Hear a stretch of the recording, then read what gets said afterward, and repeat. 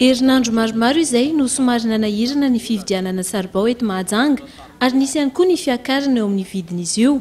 Eto amin'ity toeram-pisakafoanana ity anefa iankina ny asa fiveloman'izy ireo ny saribao. Izay aloha ny madama tena saribao foana no ampiasainay ary izay mikaroka zany. Raha mikaroka izay dia mitady dia mikaroka mihitsy hoe aiza ny misy saribao. Dia raha mahita dia izay mihitsy raha mibata an'ilay izy avy any. Raha tena tsy misy anefa izany saribao izany, inona no ampiasaina?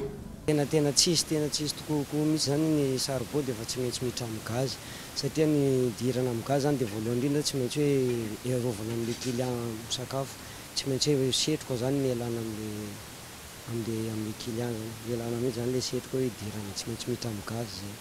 Tsy fiakarana amin'ny vidy sakafo zany, tsy maintsy misy fiakarana amin'ny vidy sakafo. Izy fiantraikany eo amin'ny vidin'ny sakafo amidy anefa izany. Ny fatana gazy iray mitotaly eo amin'ny 507,900 ariary. Fatana sivy anefa farafakely no ampiasana eto ary vilany mahery ny folo no miasa hikarakarana ny sakafo maraina, atoandro sy hariva. Arak'izany, ny gazy no vahaolana mora ampiasaina kokoa hosorony saribao, ny vidiny anefa tsy ho takatry ny maro. Ny fatana résistance tsy ankilany mandany herinaratra ary sarotra amin'ny mponina amin'izao ny hiverina amin'ny fampiasana kitay entina hikarakarana sakafo.